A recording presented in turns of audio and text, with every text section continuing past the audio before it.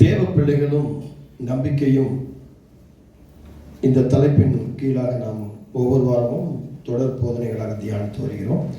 அதன் தொடர்ச்சியாக இன்னைக்கு பாயிண்ட் நம்பர் 6, ரோமர் புஸ்தகம் 15ஆம் அதிகாரம் 13ஆம் வசனம். Romans chapter 15 verses 13. பரிசுத்த ஆவியின் பலத்தினாலே உங்களுக்கு நம்பிக்கை பெருகும்படிக்கு நம்பிக்கையின் தேவன் விசுவாசத்தினால் உண்டாகும் எல்லாவித சந்தோஷத்தினாலும் சமாதானத்தினாலும் உங்களை நிரப்புவாராக. நம்பிக்கை உங்களுக்கு சந்தோஷம் சமாதானமும் தரும். இன்னைக்கு தேவ பிள்ளைகளுக்கு ஒரு சமாதானம் இல்லை, ஒரு சந்தோஷம் இல்லை. வேலைகள் போறாங்க, வியாபாரங்களுக்கு போறாங்க, படிக்கிறதுக்கு போறாங்க, ஊர்களுக்கு போறாங்க, வராங்க, நல்லா சாப்பிட்றாங்க, தூங்குறாங்க, எல்லாம் பண்றாங்க. பட் அந்த ஒரு அமைதியான ஒரு என்ன சொல்ற நிம்மதியான ஒரு சந்தோஷம், ஒரு மகிழ்ச்சியான ஒரு ஆட்களிப்பு இருப்பது கிடையாது. எதையோ ஒன்று இழந்தது போல, எதையோ ஒன்று பறி கொடுத்தது போல, ஏதோ இல்லாதது போல, ஏதோ ஒரு தனிமைப்படுத்தப்பட்ட ஒரு உணர்வு இப்படி உணர்ந்துட்டே இருப்பாங்க. காரணம் என்ன அப்படின்னா, நம்பிக்கை அவங்களுக்குள்ள இல்லாமல். அப்படி நம்பிக்கை இருக்குமே ஆனால் எதை குறித்து இருக்குமே சொன்னால், மனிதர்களை குறித்து இருக்கும், அல்லது அவங்களுடைய சுய காரியங்களை குறித்து, சுயத்தை குறித்து இருக்கும்.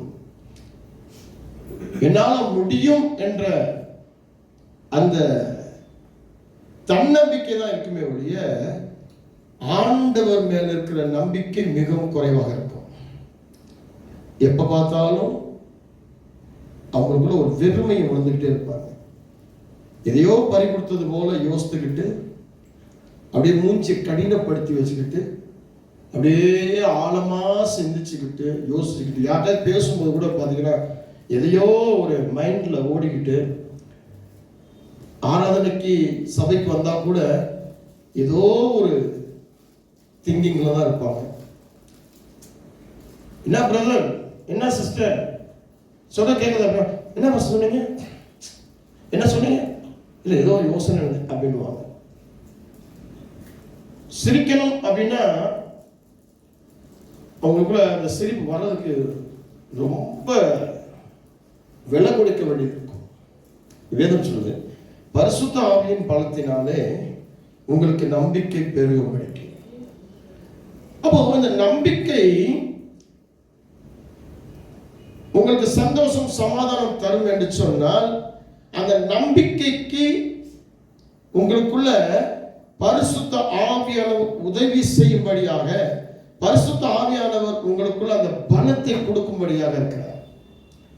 அப்ப நீங்க எப்படி இருக்கணும்னு சொன்னா, இந்த சுயத்தை முதலாவதாக நீங்க என்ன பண்ண வெறுக்கணும்.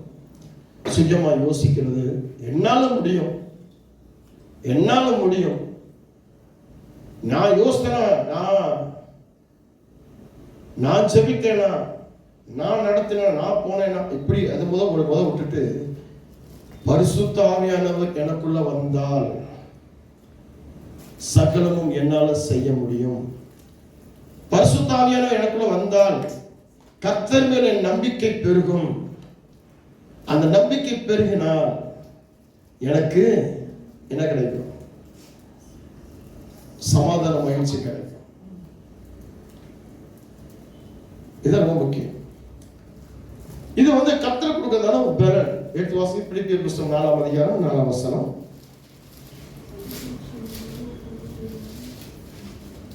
பிலிப்பியர் புஸ்தகத்தை திருப்பிக்கோங்க. கர்த்தருக்குள் எப்பொழுதும் சந்தோஷமா இருங்கள், சந்தோஷமா இருங்கள். ஆமா, கர்த்தருக்குள் சந்தோஷமாக. அப்ப என்ன பண்றது? வேதம் சொல்லுது, பரிசுத்த ஆவியின் பலத்தினாலே உங்களுக்கு நம்பிக்கை பெருகும்படிக்கு நம்பிக்கையின் தேவன் விசுவாசத்தினால் உண்டாகும் எல்லாவித சந்தோஷத்தினாலும் சமாதானத்தினாலும் உங்களை நிரப்புவாராக. அப்போ கர்த்தருக்குள் உங்கள் நம்பிக்கை இருக்கும் பொழுது, அந்த கர்த்தருக்குள் நம்பிக்கை வளர வேண்டும் என்று சொன்னால் உங்களை பரிசுத்த ஆவியானவர் என்ன பண்ணணும்? உங்களுக்குள்ள வரணும்.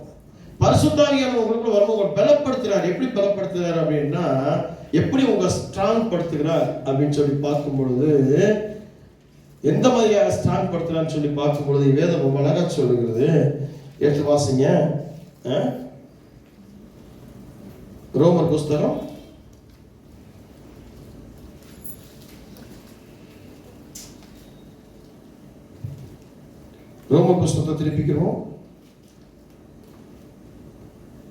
15ஆம் அதிகாரம்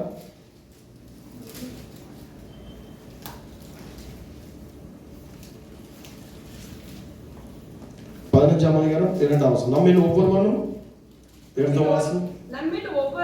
நம்மில்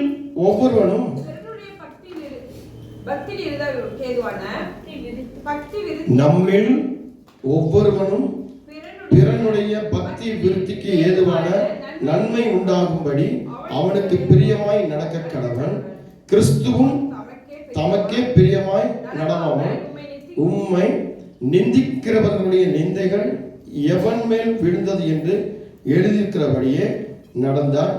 தேவ வசனத்தினால் உண்டாகும் பொறுமையினாலும் ஆறுதலினாலும் நாம் நம்பிக்கை உள்ளவர்களாகும்படிக்கு முன்பு எழுதியிருக்கிறவைகள் எல்லாம் நமக்கு போதனையாக. ஆமென். எப்படின்னு சொல்லி பார்க்கும்போது இங்க வேதம் சொல்றது, ரோமர் 15ஆம் அதிகாரம் 4வது வசனம், தேவ வசனத்தினால் உண்டாகும் பொறுமையினாலும் ஆறுதலினால் நாம் நம்பிக்கை உள்ளவர்களாகும்படிக்கு, ஆண்டவருக்குள்ள பொறுமையாக, ஆண்டவருக்குள்ள காத்திருப்பாக, ஆண்டவருக்குள்ளாக வளரும்படியாக நம்முடைய நம்பிக்கை ஆண்டவருக்குள்ள இருக்கும் பொழுது நமக்குள்ள சமாதானம் வரும். எப்படி சமாதானம் தெரியுமா? அதுக்கு முன்னாடி வசனங்கள் வாசிக்கும் பொழுது ரொம்ப அழகா சொல்லப்பட்டிருக்கிறது.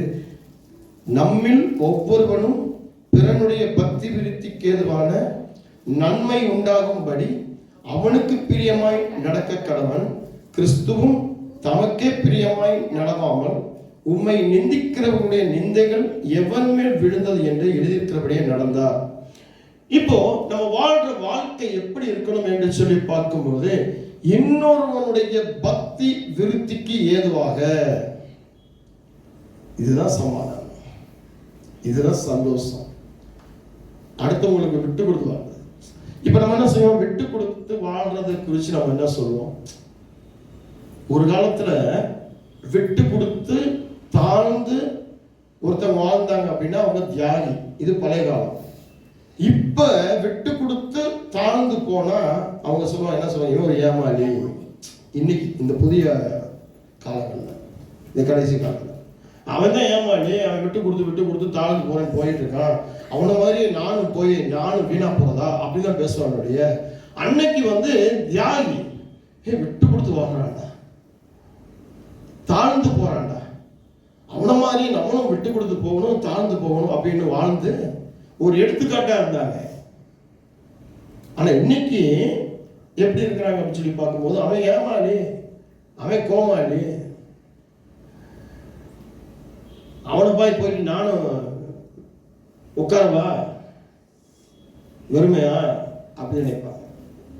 அப்போ இந்த பரிசுத்த ஆவியானவர் தேவ வசனத்தினால் உண்டாகும் பொறுமையினாலும் ஆறுதலினாலும் நாம் நம்பிக்கை உள்ளவர்களாகும்படிக்கு முன்பு எழுதியிருக்கிறவைகளை எல்லாம் நமக்கு போதனையாக இருக்கிறது. நீங்கள் ஒருமனப்பட்டு நம்முடைய கர்த்தராகிய இயேசு கிறிஸ்துவின் பிதாவாகிய தேவனை ஒரே வாயினால் மகிமைப்படுத்தும்படிக்கு. அப்போ இந்த பரிசுத்த ஆவியானவர் நமக்குள்ள வரும் பொழுதுதான் இந்த தாழ்மையையும் இந்த பொறுமையையும் நமக்கு கற்றுக் கொடுக்கிறாரு. அதனால நமக்கு என்ன உண்டாகுதுன்னா, தேவன் மேல ஒரு அலாதி ஒரு நம்பிக்கை நமக்குள்ள என்ன ஆகுது? ஸ்ட்ராங்கா, உறுதியா நமக்குள்ள உருவாக்கப்படுது. இப்ப இந்த உறுதியா ஆண்டவருக்குள்ள இந்த நம்பிக்கை உருவாக்கப்பட்ட உடனே நம்முடைய இதயம் களி கூற ஆரம்பிக்குது. நம்முடைய வாழ்க்கை மகிழ்ச்சியாகவும் சமாதானமாகும். நம்ம எப்ப பார்த்தாலும் எதை யோசிக்கிறோம்? பற்றாக்குறைகளை, தேவைகளை, வேலைகளை, வியாபாரங்களை, குடும்பங்களை, அதை இதையுமே யோசித்து அப்படியே நம்ம வீண் போயிட்டு இருக்கிறோம். எனக்கு முன்பதாக ஒரு ஆண்டவர் இருக்கிறார். அவர் அதிசயங்களை செய்கிறவர், அவர் அற்புதங்களை நடத்துகிறவர். அவர் மேல் நம்பிக்கை பூர்ணமாக இருக்குமே என்று சொன்னால், அந்த ஆண்டவர் எனக்கு எல்லாவற்றையும் சகலம் நடத்தியிருப்பார். என்னை இந்த இக்கட்டிலிருந்து மாற்றுகிறதுக்கு என்னுடைய பரிசுத்த ஆவியானவரை பலப்படுத்தும்படியாக இருக்கிறார். பரிசுத்த ஆவியானவருக்கு நான் இடம் கொடுக்க வேண்டும் என்று சொல்லி நம்ம பரிசுத்த ஆவிக்கு இடம் கொடுக்கணும். நம்ம நம்பிக்கை வளரணும் அப்படின்னு சொன்னா ஆண்டவர்கிட்ட கேட்கணும். ஆண்டவரே, பரிசுத்த ஆவியானவரே, எனக்குள்ள வாங்க, என்னை பலப்படுத்த வாங்க. நீங்க வரும்பொழுதுதான் எனக்கு ஆறுதலா இருக்கும், தேர்தலா இருக்கும். என் பலவீனங்களை மாற்ற முடியும், எனக்கு உற்சாகம் தர முடியும். நான் பலவீனங்களை மாற்றி பலமாகும் பொழுதுதான், உற்சாகமாகும் பொழுதுதான் நான் கர்த்தரை முழுமையாக நான் ஏற்றுக்கொள்ள முடியும், நம்ப முடியும். அந்த நம்பிக்கை என்னை இந்த உலகத்துல ஒரு தியாகியாக அல்லது ஒரு தாழ்மையாக, மற்றவங்களுக்குள்ள ஒரு எடுத்துக்காட்டாக, ஒரு சாட்சியாக என்னால வாழ முடியும். அதான் பிலிப்பியர் 4:4 வாசிக்கிறேன். கர்த்தருக்குள் எப்பொழுதும் சந்தோஷமாக, கர்த்தருக்குள் எப்பொழுதுமே சந்தோஷமா இருக்க முடியும். சந்தோஷத்தை பகிர்ந்து கொள்ள முடியும். சந்தோஷத்தை நம்ம மற்றவங்களுக்கு கொடுக்க முடியும். அந்த சந்தோஷம் மற்றவங்களுக்கு ஒரு ஆறுதல் கொடுக்கும். அந்த சந்தோஷம் மற்றவங்களுக்கு ஏதுவாக இருக்கும். இருக்கீங்களா? 118 சங்கீதம் 22-24. வீடு கட்டுகிறவர்கள் ஆகாதென்று தள்ளின கல்லே மூளைக்கு தலைக்கல்லாயிற்று, அது கர்த்தராலே ஆயிற்று, அது நம்முடைய கண்களுக்கு ஆச்சரியமா இருக்கிறது. இது கர்த்தர் உண்டு பண்ணினால் இதில் களி கூர்ந்து மகிழக்கணும். வீடு கட்டுகிறவர்கள் ஆகாது என்று தள்ளின கல்லே மூளைக்கு தலைக்கல்லாயிற்று. அப்போ இன்னைக்கு வெறுத்து ஒதுக்கிற ஜனங்களுக்கு மத்தியில நீங்க நினைக்கிறீங்களே, தனிமையாக்கப்பட்டுட்டோம், வெறுமையாக்கப்பட்டுட்டோம், பறி கொடுத்துட்டோம், யாருமே இல்லைன்னு சொல்லி. இப்போ இந்த தள்ளப்பட்ட கல் எப்படி தலைக்கு மூளைக்கல்லாக மாறிச்சோ, அதே போல பரிசுத்த ஆவியானவர் உள்ள வரும் பொழுது, அந்த பரிசுத்த ஆவியானவர் உங்களை பலப்படுத்தும் பொழுது, உங்களுக்குள்ள அலாதி ஒரு நம்பிக்கை உருவாகும் பொழுது, அசைக்க முடியாத ஒரு நம்பிக்கை, உடைக்க முடியாத ஒரு நம்பிக்கை வரும் பொழுது, அந்த நம்பிக்கை உங்களுக்குள்ள மிகுதியான சந்தோஷத்தை கொடுக்கும். அந்த சந்தோஷம் உங்களுக்கு இந்த உலகத்தில் ஒரு ஜெயமுள்ள வாழ்க்கையை கொடுக்கும். நல்லா யோசிச்சு பாருங்க. ஒரு சுயமா உங்களை நம்பும் பொழுது, உங்க கையின் பிரயாசத்தை சுயம் நம்புவது, உங்க கையின் தொழிலை நீங்க நம்பும் பொழுது, ஒரு பணத்தை நீங்க சுயமா நம்பும் போதே நீங்க ஒரு காரியத்தை நீங்க செஞ்சு வெற்றி பெற்றீங்க அப்படின்னா, இந்த வேலை செஞ்சு இந்த பொருளை வாங்கிடுவேன், இந்த வேலை செஞ்சு ஒரு போன் வாங்கிடுவேன், ஒரு பைக் வாங்கிடுவேன், ஒரு கார் வாங்கிடுவேன், எனக்கு அந்த நம்பிக்கை இருக்கு, எனக்கு தொழில் மேல நம்பிக்கை இருக்கு, ஏன் மேல நம்பிக்கை இருக்கு, இந்த கடனை கட்டி முடிச்சிடுவேன் அப்படின்னு சொல்லி உங்களை நம்பும் பொழுது, இந்த காரியத்தை செய்யும் பொழுது, அப்ப ஆண்டவரை நம்பும் பொழுது எவ்வளவு பெரிய காரியங்கள் நீங்க செய்யலாம். பரிசுத்த ஆவியானவர் உங்களுக்குள்ள வரும்போது இன்னும் அந்த பலன் எப்படி இருக்கும்? இன்னும் உறுதியா இருக்கும். பரிசுத்த ஆவியின் பலத்தினாலே உங்களுக்கு நம்பிக்கை பெருகும்படிக்கு. அப்போ பரிசுத்த ஆவியானவர் உங்களுக்கு வரும்போது இன்னும் நம்பிக்கை பெருகும். ஆண்டவர் மேல அசைக்க முடியாத நம்பிக்கை பெருகும். உங்களுக்குள்ள அந்த சந்தேகம் வராது, உங்களுக்குள்ள அவிசுவாசம் வராது, கலக்கம் வராது, உங்களுக்குள்ள அந்த பகைமை வராது. நீங்க கர்த்தர் மேல் நம்பாதபடிக்கு உங்க சுயத்தை மட்டுமே நம்பி, உங்க சுயத்தை மட்டுமே சார்ந்து இருக்க அப்படின்னாதான் நீங்க வெறுக்கப்படுறீங்க, ரெண்டாவது தள்ளப்படுறீங்க, மூன்றாவது நீங்க நினைக்கிற காரியங்கள் நடக்காமல் போகுது, உங்களுக்குள்ள சந்தோஷத்தை வந்து போறீங்க. ஒரு குடும்பத்தில் ஒரு கணவனா, ஒரு மனைவியா, ஒரு பிள்ளையா உட்கார்ந்து சிரிக்க முடியுதா? அப்படி ஜோக்கடிச்சு ஏதோ ஒன்று பேசுனா கூட சிரிப்பு வருமா? ஏதோ ஒரு சண்டை வரும். நீங்க ஜோக்கடிச்சு ஒரு வார்த்தையை பேசும்பொழுது அதுல ஒரு குற்றத்தை கண்டுபிடிச்சு அங்க கூட ஒரு பெரிய ஒரு பிரச்சனை வந்தது, ஒரு போராட்டம் வந்தது. அப்படிதான் நீங்க நடந்துட்டு. இதான் காரணம். நீங்க நினைச்சிருப்பீங்க, ஏன் இப்படி இருக்கு? யாரோ மந்திரம் பண்ணிட்டாங்களோ, என் குடும்பத்துல யார் செய்யணும் பண்ணிட்டாங்க போல, இப்படி இருக்கணும். இல்லை, யாரும் மந்திரம் பண்ண செய்யணும் பண்ணலைங்க.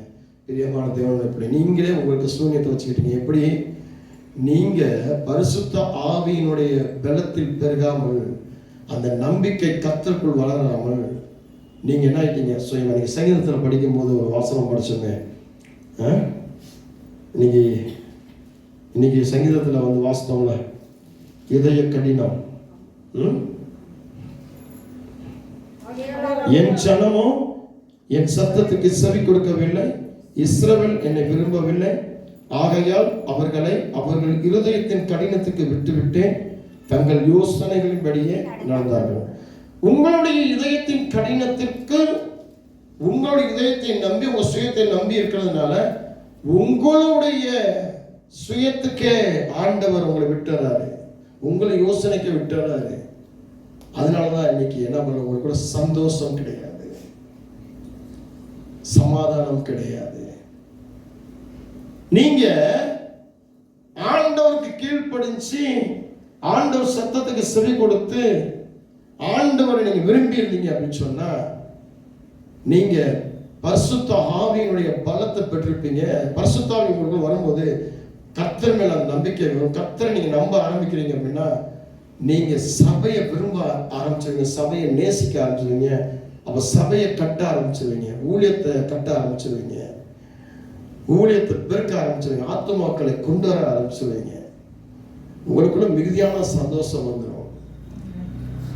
நீங்க தனிமையாக்கப்பட மாட்டீங்க. அதான் 118 சங்கீதத்தில் வாஸ்தவம்ல, வீடு கட்டுகிறவர்கள் ஆக அந்த தள்ளின கல்லு தலைக்கு மூளைக்கு தலைக்கல் ஆயிட்டு, மூளைக்கு தலைக்கல் ஆயிட்டு. இந்த மூளைக்கு தலைக்கல் ஆகிறது கர்த்தர் மேல் வைக்கிற நம்பிக்கை. அப்படி அசைக்க முடியாத நம்பிக்கை. கர்த்தரை நம்பும் பொழுது கர்த்தர் நமக்கு மிகுதியான காரியங்களை செய்ய வல்லமை உள்ளவராக இருக்கிறார். ஆமென். அடுத்தபடியாக பாயிண்ட் நம்பர் 7, ரோமர் 5ஆம் அதிகாரம் 5ஆம் வசனம். Romans chapter 5 verses 5. மேலும் நமக்கு அருளப்பட்ட பரிசுத்த ஆவியினாலே தேவ அன்பு நம்முடைய இருதயங்களில் ஊற்றப்பட்டிருக்கிறபடியால் அந்த நம்பிக்கை நம்மை வெட்கப்படுத்தாது. அடுத்து கர்த்தர் மேல் வைக்கிறதான நம்பிக்கை, கர்த்தர் மேல் வைத்த அந்த நம்பிக்கை எப்படி செய்யுது அப்படின்னு சொல்லி பார்க்கும்போது, நம்பிக்கை நம்மை வெட்கப்படுத்தாது. நீங்க மனுஷனை நம்பினீங்க, நீங்க வெட்கப்பட்டு போயிருவீங்க. உங்களையே நீங்க நம்பிட்டு இருந்தீங்கன்னா ஒரு நாள் வெட்கப்பட்டு போயிருவீங்க. ஒரு பொருளை நம்பிங்க வெட்கப்பட்டு போயிருவீங்க. ஒரு சுகத்தை நம்பினீங்க வெட்கப்பட்டு போயிருவீங்க. ஒரு வேலை நம்பினீங்கன்னா வெட்கப்பட்டு போயிருவீங்க. இன்னைக்கு மிகுதியாய் பார்த்தீங்கன்னா உலகத்துல வேலையை நம்பினவர்கள் ஒரு மனுஷர் எனக்கு ஒரு ஃபோன் பண்ணியிருந்தாரு. 2 மாசத்துக்கு முன்னாடி தான் பாஸ்டர் எனக்கு ஒரு ஆர்டர் வந்துச்சு, ஆர்டர் லெட்டர் வந்துச்சு. நான் சந்தோஷப்பட்டேன். ஆர்டர் லெட்டர் வந்தோன்னு சந்தோஷப்பட்டேன். சென்னையிலேருந்து ஒருத்தர் எனக்கு ஃபோன் பண்ணியிருந்தார்.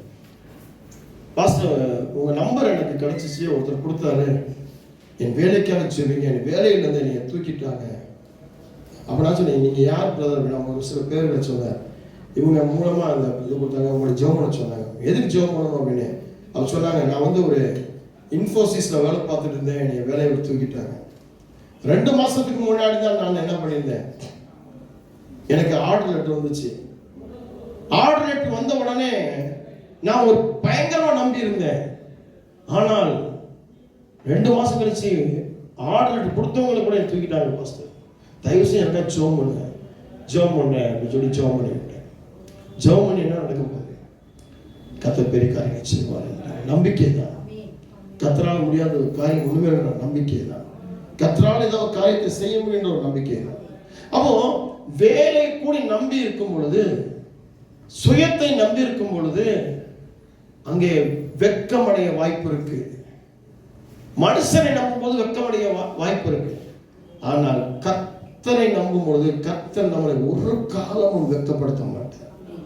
என்னுடைய வாழ்க்கையில் நான் அறிந்துபட்ட ஒரு விஷயம், கர்த்தரை நம்பும் பொழுது இன்னைக்கு ஒரு இடத்துலையும் என்னை விசுவாசிகள் வெட்கப்படுத்தி இருக்கிறார்கள், உறவினர்கள் வெட்கப்படுத்தி இருக்கிறார்கள், நண்பர்கள் வெட்கப்படுத்தி இருக்கிறார்கள், காயப்படுத்தி இருக்கிறார்கள், சராசரி ஊழியர்கள் என்னை வெட்கப்படுத்தி இருக்கிறார்கள். ஆனால் தேவனை நான் நம்பின நம்பிக்கை இன்னைக்கும் என்னை வெட்கப்படுத்தாதபடி என்னை நிற்க செய்தார். அதான் வேணும் சொல்லு. மேலும் நமக்கு அருளப்பட்ட பரிசுத்த ஆவியினாலே தேவ அன்பு நம்முடைய இருதயங்களில் ஊற்றப்பட்டிருக்கிறபடியால் அந்த நம்பிக்கை நம்மை வெட்கப்படுத்தாது. எந்த அன்பு? தேவனுடைய அன்பு பரிசுத்த ஆவியானவர் மூலமாக நமக்குள்ள ஊற்றப்பட்டிருக்கிறது.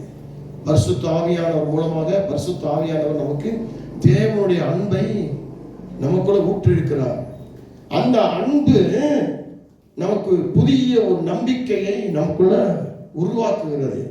அந்த நம்பிக்கை நம்மளை வெட்கப்படுத்தாது. அதான் விஷயம். அதான் தேவனுடைய அன்பு என்பது என்னென்ன? விட்டு கொடுக்கிறது, வீரமா இருக்கிறது, அக்கறை காட்டுகிறது. சொல்றது இல்லையா? அக்கறை காட்டுகிறது. அன்பனை உண்மையான அன்புனா, உண்மையான விருப்பம், உண்மையான நேசிப்புனா என்ன அப்படின்னா, உண்மையான நேசம் அப்படின்னா சிவா சாப்பிட்டீங்களா, தூங்குனீங்களா, எப்படி இருக்கீங்க, நல்லா இருக்கீங்களா அப்படின்னு விசாரிக்கிறது கிடையாது. எது தெரியுமா? அக்கறை காட்டுகிறது, கடிந்து கொள்ளுகிறது.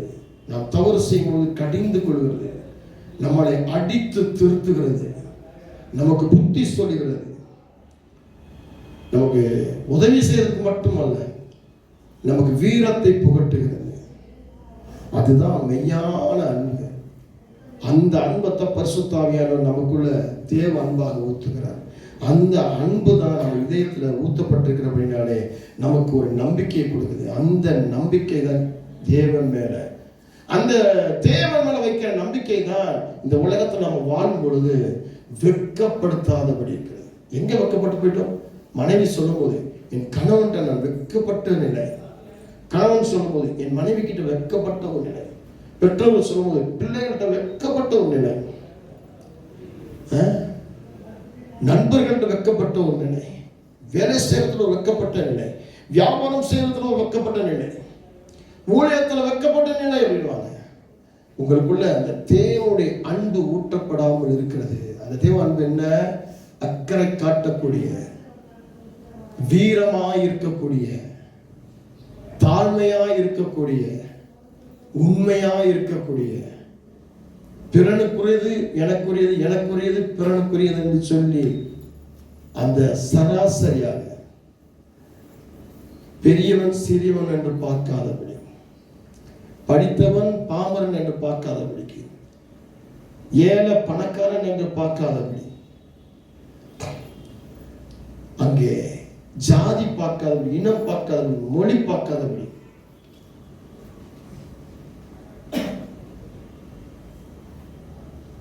அதுதான் தேவனுடைய அன்பு. அது வெட்கப்படுத்தாது. நம்ம யாருக்குனாலும் ஓடி போய் நிற்கணும். என் வாழ்க்கையில் நான் கற்றுக்கிட்டது இன்னைக்கு வரைக்கும் நானும் என் மனைவி செய்யணும். யாருனாலும் எங்கள் வீட்டிலே பார்த்தீங்கன்னா நாங்கள் உள்ளே இருக்கிறோம் அப்படின்னு சொன்னால் வெளியே ஒரு குழந்தை அழுதா கூட ஓடி வந்து பார்ப்போம். ஏன் அந்த குழந்தை அழுகுது, எதனால அழுகுது?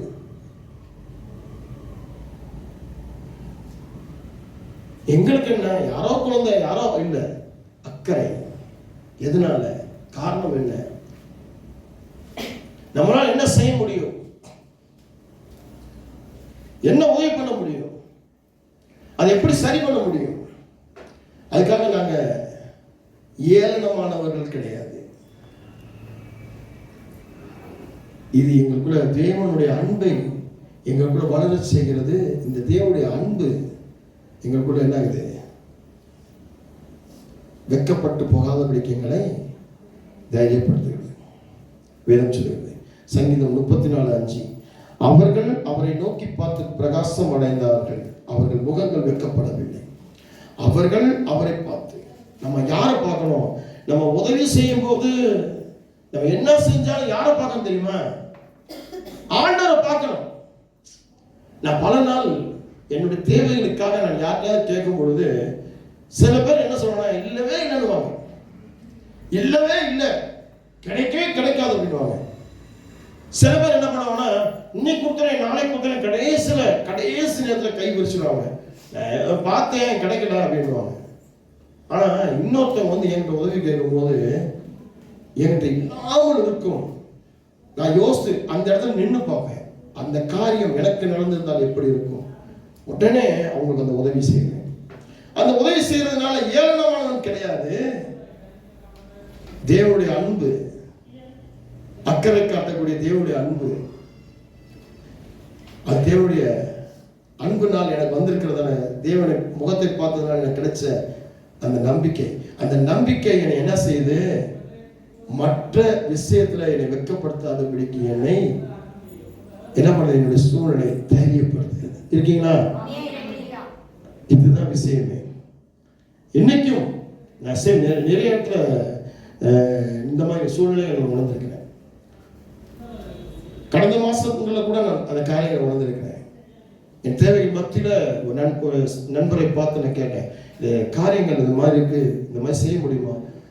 செஞ்சிடன்னு ஒரு நம்பிக்கையான ஒரு வார்த்தை பேசினாரு. கொடுத்துருவாரு. கடைசி நேரத்தில் கொடுக்கல. ஆனா கர்த்தர் இன்னொரு இருக்குது, நான் கர்த்தரை பார்த்ததுனால, அவர் முகம் பிரகாசித்ததுனால என் முகம் வெட்கப்பட்டு போகாமல் கர்த்தர் அதை நிறைவேற்றி முடிச்சார்.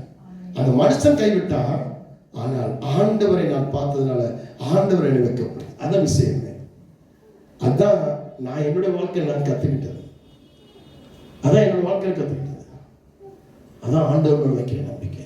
வேதம் சொல்லுவாங்க, அவர்கள் அவரை நோக்கி பார்த்து பிரகாசம் அடைந்தார்கள், அவர்கள் முகங்கள் வெட்கப்படவில்லை. வெட்கப்பட ஆண்டவர் ஒரு நாள் விட மாட்டார். என் வாழ்க்கையில செஞ்ச ஆண்டவர் உங்க வாழ்க்கையில செய்யாம இருப்பார். ஆண்டவர் நம்புங்க, தேவனுடைய அன்பை முழுச பாருங்க. பரிசுத்த ஆவியானவர் தேவ அன்பை உங்கள் இதயத்தில் ஊற்றப்படுவதற்காக ஆண்டவர்கிட்ட ஒவ்வொரு நாளும் காத்திருங்க. ஜெபிங்க, வல்லமையா ஜெபிங்க, போராடி ஜெபிங்க, விசுவாசத்தோடு ஜெபிங்க, நம்பிக்கையோடு ஜெபிங்க. அசால்ட்டா இருக்காதீங்க. ஆண்டோடைய வரை சீக்கிரத்தில் இருக்குது. தேவனுடைய பிள்ளைங்க ஜெபிக்கிறேன். இதோட தொடர்ச்சி வருகிற வார்த்தை நம்ம பார்ப்போம். அன்பின் தேவனே, நேற்று வென்றும் என்று மாறிடாத உங்களுடைய நாமத்துக்கான ஸ்தோத்திரம். உம்மை நம்பும் நம்பிக்கை எங்களுக்குள்ள தேவைப்படுகிறது. இந்த வார்த்தைகளை கேட்ட ஒவ்வொரு பிள்ளைகளும் உம்மை நம்பி அவர்கள் எந்த சூழ்நிலையில அவர்கள் இருந்தாலும் இன்றைக்கு அவர்களை கர்த்தாவை பொறுப்படுத்தி அவர்களை நடத்தி அவர்களை ஆசீர்வதியும். அவர்களுக்கு சமாதானம் உண்டாகட்டும், சந்தோஷம் உண்டாகட்டும், வெட்கப்படுத்தாதபடிக்கு தைரியத்தை பெற்றுக்கொள்ளும். இயேசுவின் நாமத்தினால் ஜெபிக்க சொல்லுகிறார். ஆமென். கர்த்தர் உங்கள் அனைவரோடு இருப்பார். கர்த்தர்